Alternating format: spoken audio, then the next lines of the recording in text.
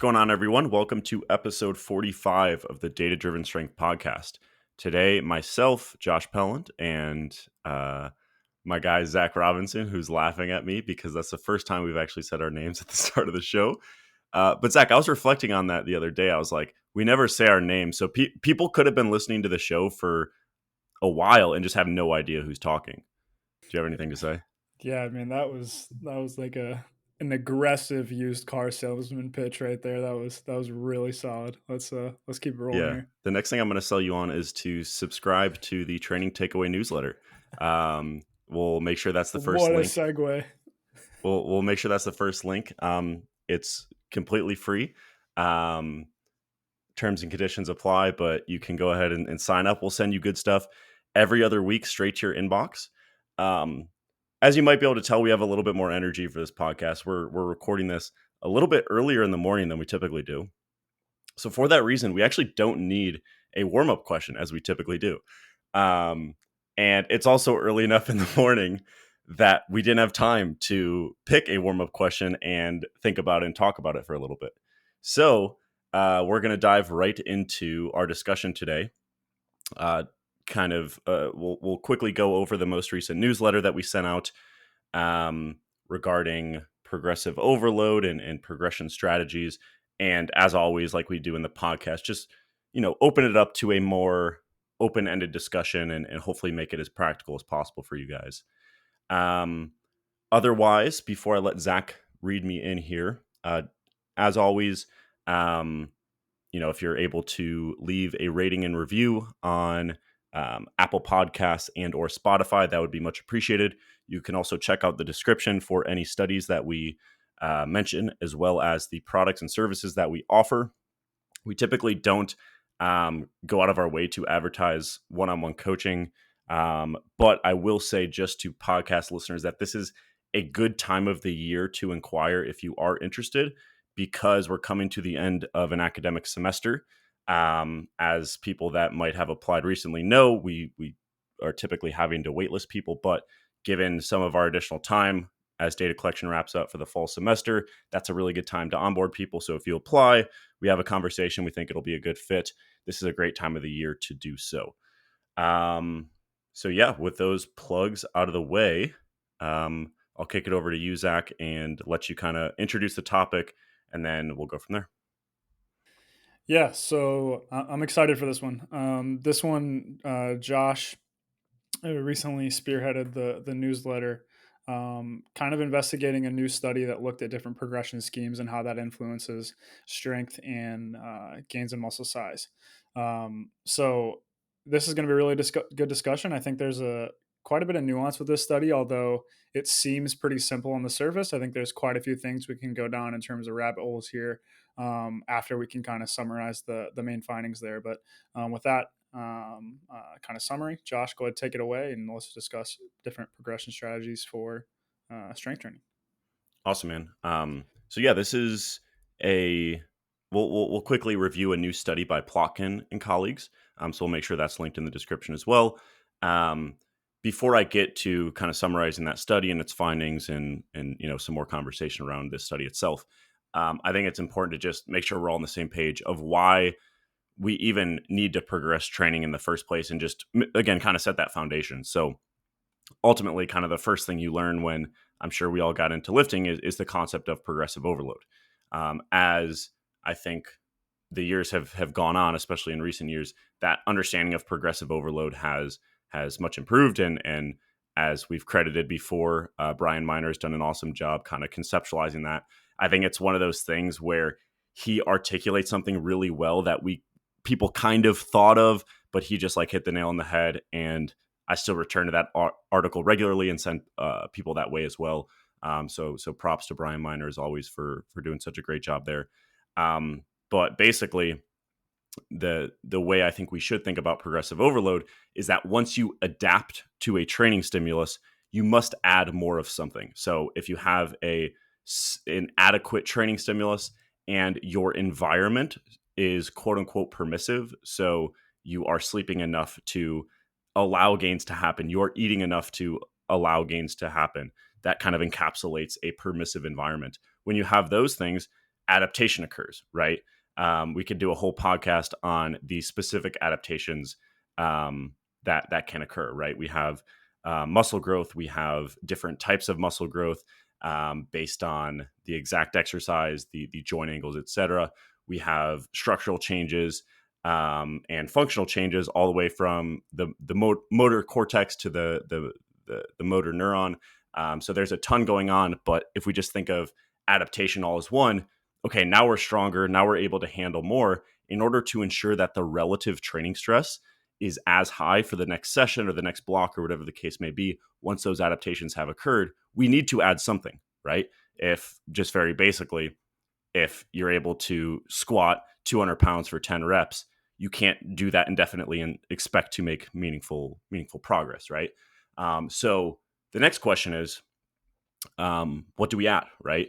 And does that change based on maybe where we're at in a training year, what the goal of a training block is, what the goal of a set is, etc. And this is a study that I don't think I would have thought of designing, but I thought it was a good one because I think we just kind of take it for granted that you just have to add something, right?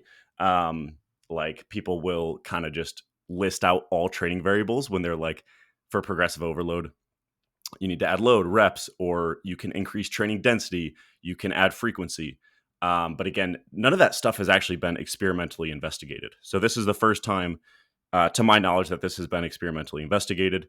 There has been one other study that we might talk about later, if it kind of works out well, that did a secondary analysis of progression methods. But that wasn't a truly experimental design. It was kind of like a post hoc analysis of some previous data. So anyway, first time this question has actually been looked at, which I think is kind of surprising when you actually think about it, because it's so fundamental to resistance training, basics, right? So with that, let's get into the study design a little bit. So 38 subjects, mixed sex sample here. They were trained, but they weren't very strong or very well experienced with the squat. Some of the subjects weren't squatting going into the study, and some subjects were. So that's important to keep in mind, especially when we get to the strength findings. And there was a load progression group and a repetition progression group. So both groups in that first session, they performed sets of 8 to 12 to failure in that first session. Then from there, what they tried to add as they adapted was different. In the load progression group, they tried to add load. In the rep progression group, they tried to add reps. Since all sets in both groups were taken to failure, that's kind of a nice way of like a nice kind of fail safe in this design, assuming the failure was executed properly. And based on the manuscript, I definitely think that was the case. And yeah, so basically you can think of the load progression group of doing sets of about 10 to failure and adding load whenever they thought they could.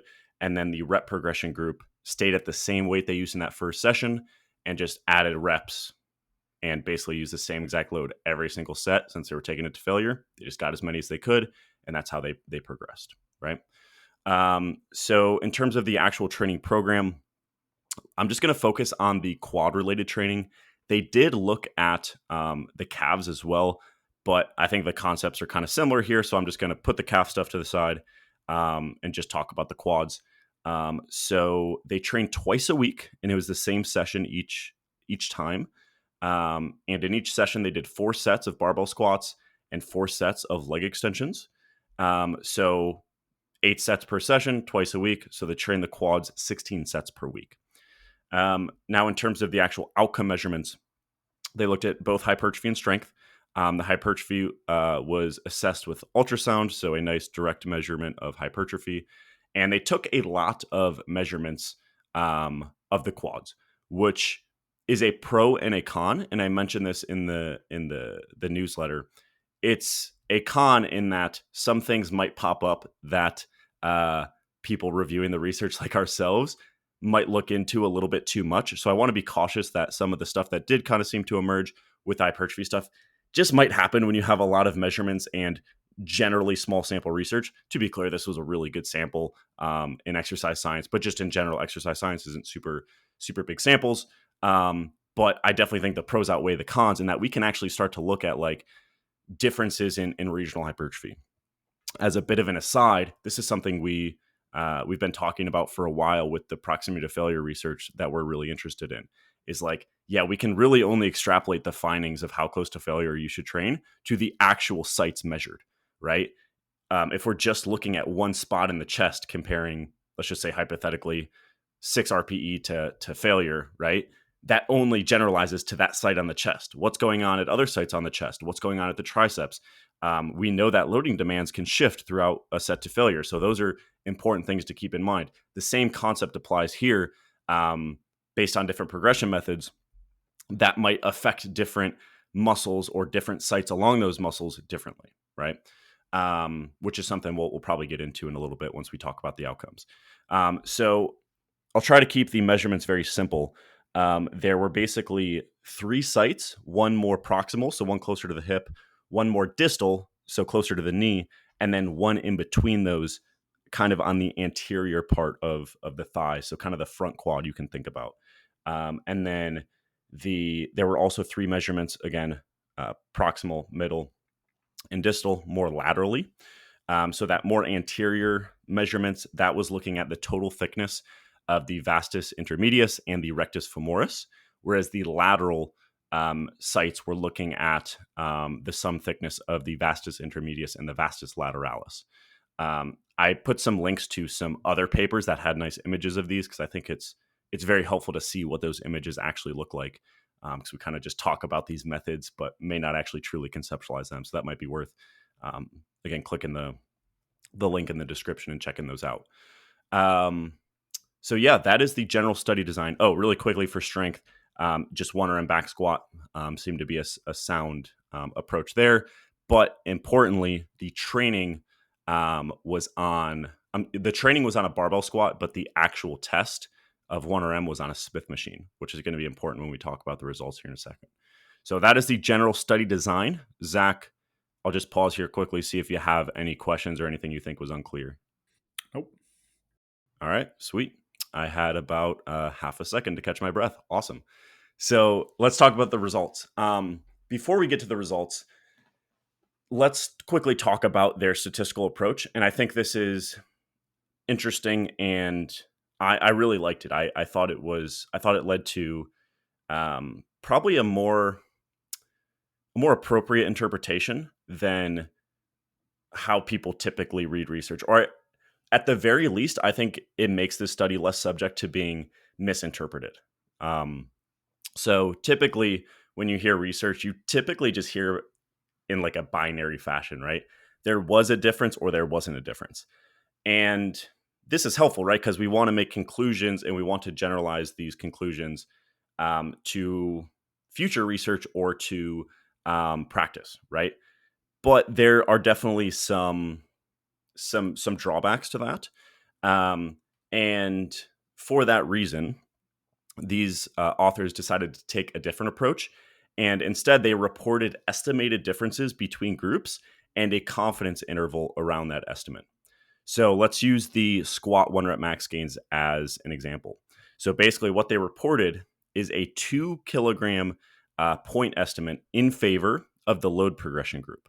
So what that means is that the data they collected, once they accounted for the covariates, one being sex and the other being baseline strength levels, the data support that the load progression approach increases squat 1 rep max an additional 2 kilos more than the rep progression approach, right? However, there is also an associated confidence interval with that. So because, if you were to theoretically take random samples from the population we care about, there's going to be varying results. There's statistical approaches to say, okay, if we were to theoretically do that a bunch of times, where would the kind of average of the averages end up, and kind of create a 90% confidence interval around where that average of averages would actually end up.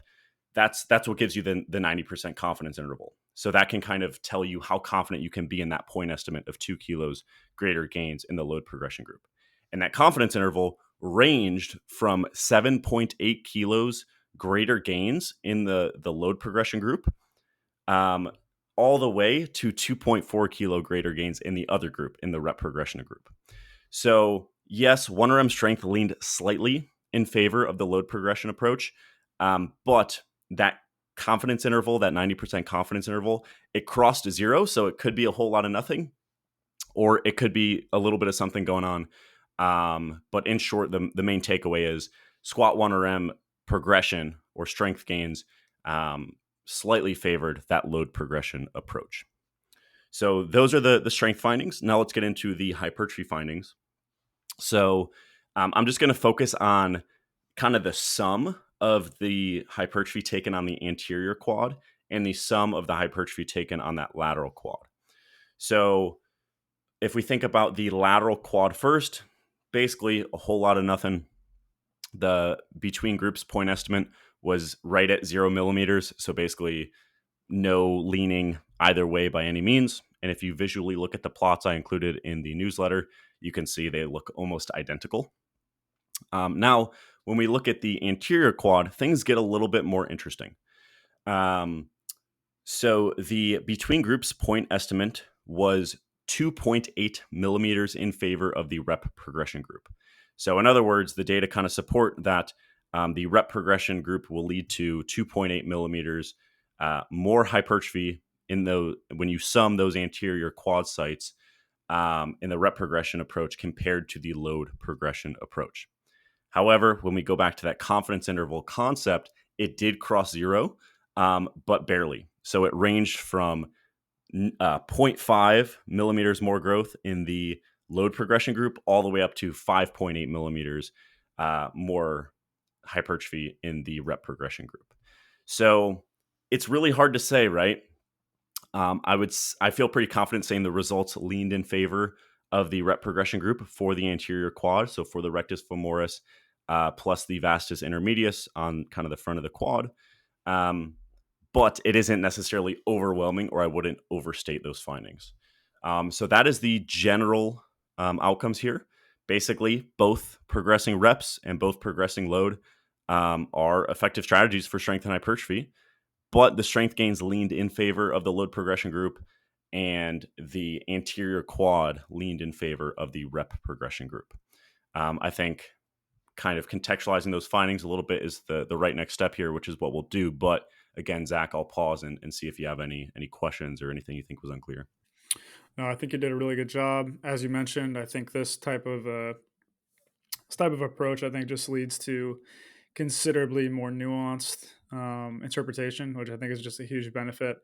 Basically, taking away those the generally the p values and stuff like that, it can basically lead you to disregarding certain outcomes, and then also potentially um, over relying on significant outcomes that may not actually be meaningful differences, yet they for a variety of reasons could pop a significant p value.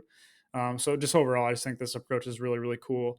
The immediate thing that I was wondering now, based on some discussions we've had, I don't know if we've talked about this. I went back and checked the typical error associated with the ultrasound measurements in the DAMAS study that we talk about, and that was 1.38% of CSA. Now I'm trying to go and check what the average gain in CSA was here. Um, and that would be something I'll calculate while you're I'll speaking next. Yeah, I'll And fill the air with just something while ultimately you're. what I'm thinking there. Oh, sorry. Yeah.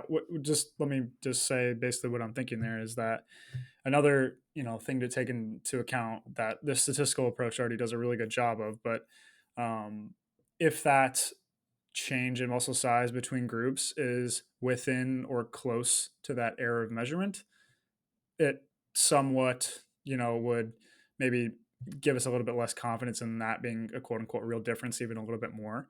But nonetheless, I still think that this approach does a really good job. As Josh said, the associated confidence interval crosses zero. Thus, the idea is that that could be a whole lot of nothing, as Josh said. And given how many sites were kind of null, um, something to keep in mind there. But yeah, other than that, I think this, like I said, study's simple in concept, but I think it has some interesting implications. As we kind of break it down further. But I'll let you take it over there, and I'll try to see if I can calculate this real quick. Sweet. Yeah. I thought the stats on this were really good, and they did a great job reporting all of the. I believe they reported all the raw data. They also, as a supplementary file, they included a leave one out sensitivity analysis, which is awesome. So if you, for the super nerds out there, if you, it's an open access paper. So if you scroll all the way down on that link, there's a link to a leave one out sensitivity analysis. And part of the reason the rectus femoris hypertrophy stuff, or the slightly more hypertrophy in the rep progression group for the rectus femoris plus vastus intermedius on that anterior quad, I almost took a little bit more seriously, is because the leave one out sensitivity analyses didn't really change anything very much. So like if you have an outlier and someone like just grew a ton, especially when you're doing a between subjects study, meaning like it's not like one leg is assigned to one group and the other leg is assigned to another. That whole person is assigned to one group. For whatever reason, they just respond and grow like crazy. And then you do a leave one out sensitivity analysis, and you see that basically makes the findings null or just nothing really worth caring about. That wasn't really the case here. If you look at that leave one out sensitivity analysis, nothing really changes a ton. So again, take it with a grain of salt, but I think including supplementary files like this, and I almost want to say like leaving the results up to interpretation, or up to like the reader to kind of determine what they think is meaningful, etc., while providing as much context as possible, is just an awesome way to go with science. So for the super nerds out there, I think, looking at the supplementary files is really cool here. So on that point of the rectus femoris hypertrophy, um, let's dive into that a little bit, because I think that's the most interesting thing. We'll probably touch on strength as well here, but let's talk about that since we're on the topic.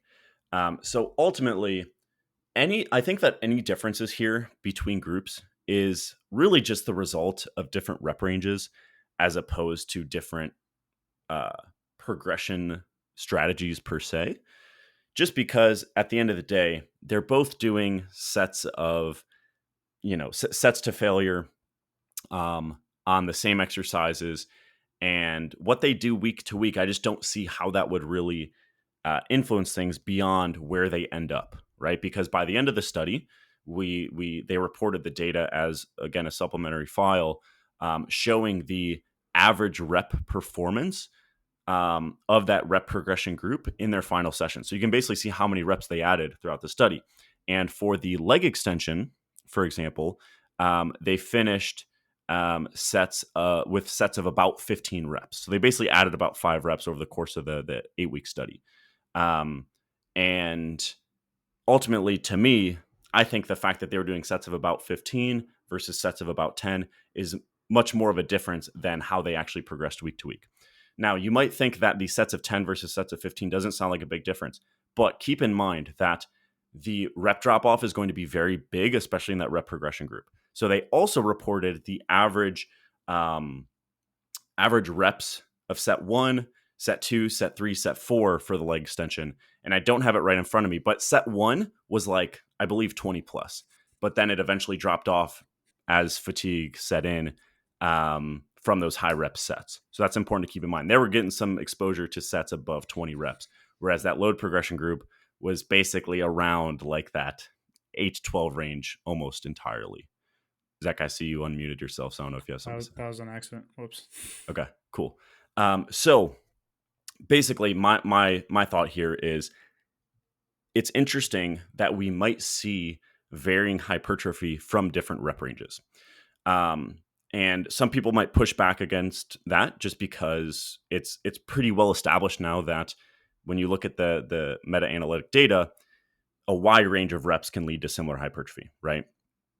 People are like, yeah, as long as you train 5 to 30 reps, you're going to be good to go. You're going to maximize hypertrophy. But I would push back against that a little bit and just say there might be cases where that's not the case, especially with multi-joint movements. Reason being is loading demands can shift. So I don't know if this is the case. I don't even know if this finding of the rectus femoris being having slightly more growth in the rep progression group or the higher rep group is actually, like, it could just be like a false positive. But let me just go through a quick hypothetical as an example of how this might matter. So we know from some biomechanical data that With later loads, just to make this as simple as possible, squats are generally more quad dominant. So, in other words, the hip extension demands are lower. Um, so, if you're doing sets with like 60% of your 1RM, the quads seem to be pretty well tapped in, whereas the hip extensors, at least on average, aren't involved quite as much. But that changes as you get to heavier loads. And we also know that the rectus femoris is it's a quad muscle, so it does extend the knee, but it also crosses the hip, so it is also a hip flexor. So if it's a hip flexor, its activation actually it opposes hip extension. But if you're using light loads and the hip extension demands are lower, then it might be able to contribute a little bit more to knee extension at those lighter loads, right? So the basic idea is that, hey, if the rep progression group is training with higher reps and thus lighter loads or lighter percentages of their 1 rep max, then the rectus femoris may have contributed to that more quad dominant squat and thus received a greater hypertrophic stimulus, right? And thus grew a little bit more. Again, I don't know if that's true. The authors also had a slightly different explanation. It could be due to within set fatigue. So basically, um, like the force output at the end of a set of 20 to failure is going to be much lower than the force output at the end of a set of 10 to failure. So maybe things shift around there, right? Maybe the vasti muscle, so the other quad muscles, once there's high fatigue, start to shift the demands towards the rectus femoris, which is a slightly different potential explanation than I gave. But again, the point is that in these multi-joint movements with the loading demand shifting around, rep range might matter for hypertrophy. And there's actually some other research on this as well, um, or at least other research to indicate that rep range can make a difference for hypertrophy, I should say. So there's a study from Schoenfeld and colleagues from 2020 looking at calf muscle growth, and it's a within subjects design, and they looked at different rep ranges, so low versus high rep ranges. And on average, rep range led to, or the two different rep ranges led to very similar muscle growth. However, some individuals responded way better to higher reps, and some individuals responded way better to lower reps. So it could just be a matter of some people grow more from higher reps, some people grow more from less reps.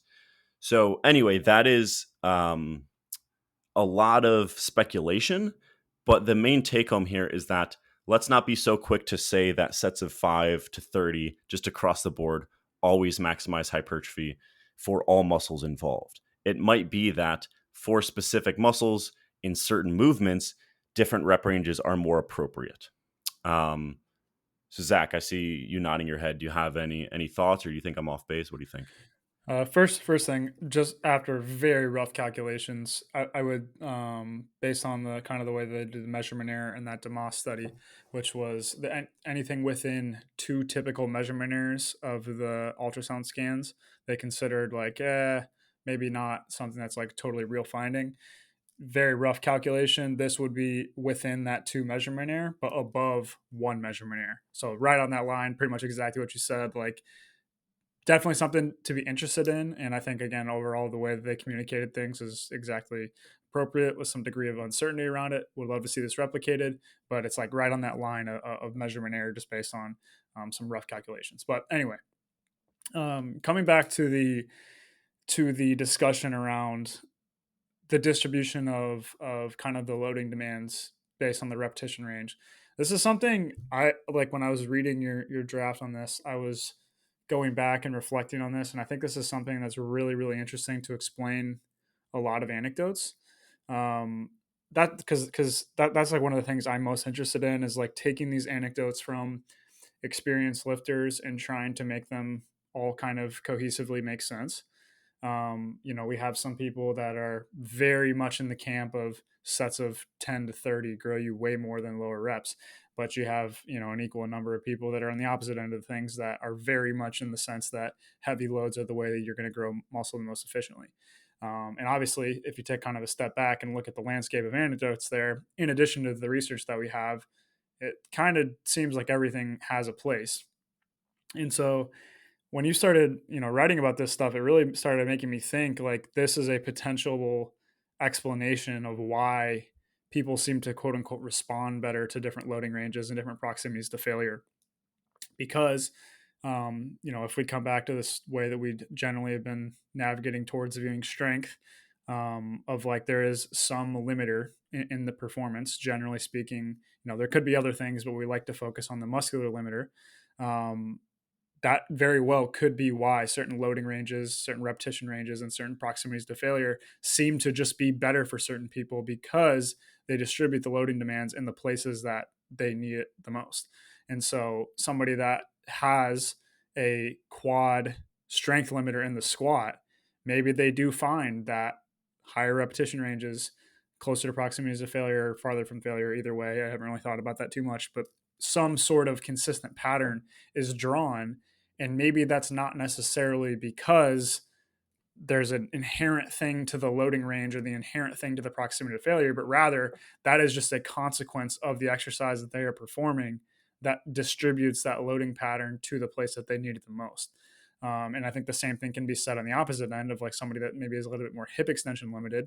They find themselves doing really well with like a really heavy program where you're doing a bunch of sets of three and stuff like that, where the loading demands are kind of put in an opposite direction with those heavier loads. So I just thought that was a really interesting thing that I kind of need to reevaluate on how that makes me once again view the whole individualization problem, because now maybe that's another lever that we pull. Obviously, there's still going to be situations purely based off logistics. You're not going to do sets of three on leg extensions or lateral raises, but for the most part, that is something I think that potentially needs a little bit more thought in terms of like, while there are logistically feasible repetition ranges within that range, maybe we bias in one direction versus the other based on the strength limiter or the physique target area that we really want to focus on. So, if we're trying to develop quadriceps and we're going to include some free weight movements, maybe we are sticking in that higher repetition range if we really want to focus on the quads to drive up our 1RM squat, or if we're using that movement to really drive just the overall stimulus for hypertrophy for our quads purely for physique related purposes.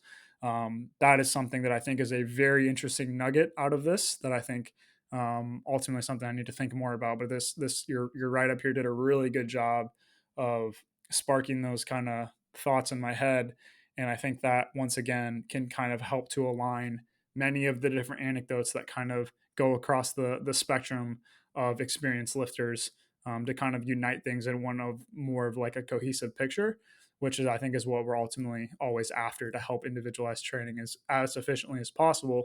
And if we understand what we're ultimately kind of going for, then we can view all the data, both the research and anecdotes, to kind of try to make that all make sense. But I think you did a really good job of sparking some ideas for me there. So I don't know if you have any thoughts on that. Yeah, I totally agree. I think it kind of takes our general framework for strength limiters, but takes it one step further. So it's like an easy example that comes to mind for me are RDLs. So subjectively, if you're loading up RDLs in the 6 to 8 rep range, yes, the limiter is going to be hip extension, whether it's the 6 to 8 rep range or the 12 to 15 rep range. But subjectively, the hip extension muscles that it is primarily challenging will be different. So same idea in this study, right? The rectus femoris and the vasti muscles, they're all knee extensors. But it might be that rep range influenced which of the knee extensors took more or less of the loading demands and thus the hypertrophic stimulus. Same idea with the RDLs. Subjectively, this seems pretty generalizable, but maybe other people have different experiences. With heavier RDLs, the glutes and the lumbar extensors seem to get a little bit more love, whereas the hamstrings seem to get a little bit more love with higher rep or lower load RDLs. But they're both hip extension limited, but within hip extension, different rep ranges might influence the primary muscles taking the brunt of that load a little bit. So I think it kind of takes that strength limiter thing we've talked about on the podcast multiple times, takes it one step further, and I think it's something to keep an eye on in general. Yeah, and I think that makes sense because ultimately, probably what's happening is the more that you increase the load, the less you can specifically maintain a very disadvantageous position for one joint. So if I'm very particularly trying to stay upright in a high bar squat or a plat squat or something like that, where I'm very much trying to drive in my quads, the heavier in load that I go, the more likely I am to try to distribute those loading demands as evenly as possible to try to efficiently complete the task. Whereas if it's light enough, I can basically intentionally make it inefficient. And so that to me is like I said, an interesting thing, which I think is the same thing with RDLs. You can very specifically keep your knee straight, hip, all the way back. But as soon as you start to introduce increased loading, there comes a point where you're kind of going to turn into a deadlift regardless to try to complete the task, which I think again can be an advantage or disadvantage depending on the situation. But yeah, I think that is probably the biggest thing I got from this newsletter and this study in particular. Just something to continue thinking about. That hey, there does seem to be a little bit of indication here that those higher reps could have been better. Now, like you said, I don't necessarily think it's the progression method per se, but it leads to some differential effects in terms of the repetition ranges that they train at, which to me is indicating potentially differences in execution of the exercise, which is important to know for individualization. So yeah, I think that's probably the most interesting nugget here for sure. Cool. Right on. So we primarily focus on rep range because I think that's appropriate for the reasons I mentioned. But let's finish up here. I'm going to quickly discuss the strength findings and then talk about actual progression methods. Um, and then we'll probably be at a good spot to wrap up. So, as I mentioned, not a whole lot going on in terms of differences between groups in strength outcomes, um, which was honestly pretty surprising because if you look at the final training session, the load progression group was training with an average of 84% of the 1RM they would eventually hit like shortly after in the post testing session, and the rep progression group was training with 62%. So it's like I just don't understand how that's possible. But then you dive a little bit deeper, and I think it kind of makes sense. As I mentioned before, the actual testing was done on a Smith machine, whereas the training was done on a barbell squat. Arguably, the Smith machine has less of a skill component, and any skill component they did get from barbell squatting might not have transferred as well, if that makes sense. So the skill adaptations weren't able to actually express themselves in the post testing. Also, the average squat 1RM at pre-testing was like 80 kilos. So they just might not have been strong enough or well trained enough in the squat to really benefit from greater specificity through greater loads. As we talked about on a recent podcast, there's probably a weaker relationship between percentage of 1RM and strength gains in less trained populations. Not a ton of research on that, but seems to be a little bit of indication in the research that that's the case. So honestly, I'm pretty comfortable, even given the lack of research here, that load progression is probably going to be the way to go for strength. I think that if we were to kind of create like a tier of like what are the most important variables to prioritize for short to moderate term strength development, I think load or percentage of 1RM is number one. I think things might be a little bit different if you're very far out from a strength test. You're purposely taking a break from heavy loads, but otherwise, I would lean into load progression for strength focused work. And then for hypertrophy focused work, I think you can go either way. However, or at least on average, right? We talked about some of the potential benefits that there could be for specific muscles if you manipulate rep range. And you can manipulate rep range via progression method.